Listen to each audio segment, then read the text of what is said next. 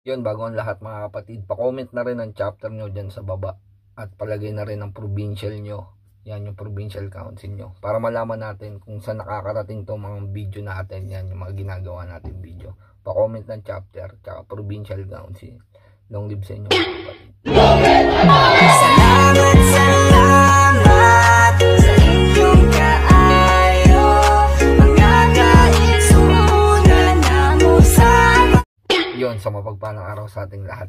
Yan, di na tayo papaligoy-ligoy mga kapatid. Sasagot lang tayo ng isa sa mga komento ng ating masugid na taga-subaybay o followers. Sagutin natin to kasi marami nagtatanong nito at marami talaga tayong comment na nare-receive. Yan, mga private message. Ito comment ni Junel 30. Good day po idol. Sana may content po sa vlog po or may explain po sa vlog. Paano po makasali sa inyong kapatiran at ano-ano po ang mga kailangan. Salamat po ng madami.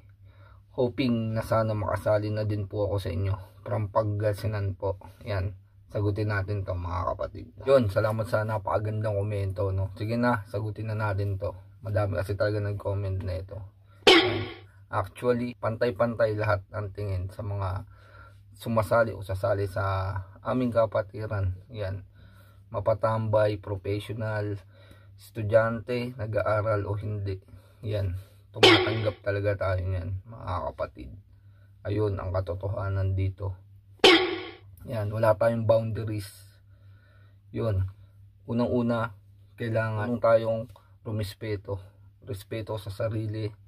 Yan, yung meron tayong loyalty, dignidad, at syempre, yung pagiging mabuting tao natin. Dapat bago tayo pumasok sa anumang kapatiran, iniisip natin ng mabuti kung ano yung papasukan natin. Dahil marami tayong obligasyon dito mga kaibigan. Isa pa, kung papasok tayo sa anumang kapatiran, dapat ang mindset natin, tayo yung tutulong sa kapatiran. Hindi yung tayo ang tutulungan ng kapatiran mga kaibigan. Yan. Ayun po ang ipapasok natin sa mindset natin.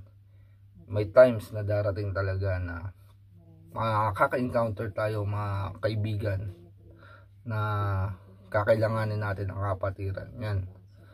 Hihingi tayo ng tulong o suporta dito. Pero may time na pag hindi tayo napagbigyan, sasama ang loob natin sa kanila. Karamihan yan lalo na dito. Lalo na sa mga na nasa kapatiran na. Yan. Dito nagsisimula yung pagkawala ng tiwala. Pag hindi na pagbigyan ng isang kapatid at hindi na natulungan yan, sumasama ang loob, lumalayo sa kapatiran. Dapat hindi ganun yung maging mindset natin mga kapatid. Kailangan tayo yung unang tutulong sa kapatiran, hindi yung tayo yung tutulungan ng kapatiran.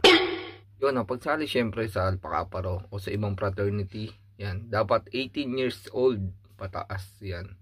Dati kasi kumukuha tayo ng 18 below.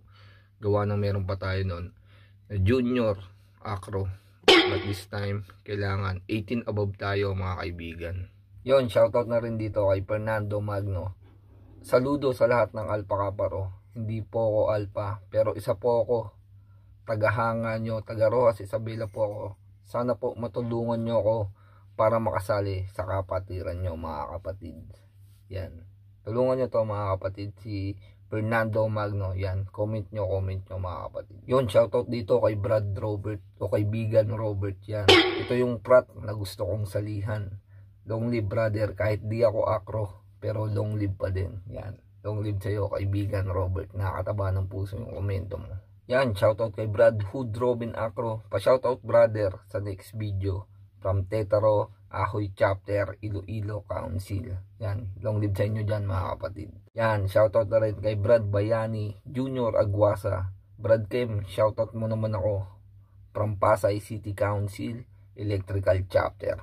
Long live sa iyo kapatid. Shoutout na rin kay Brad Ace Augusto. Yan, long live Brad from Cavite, Gregoria Chapter.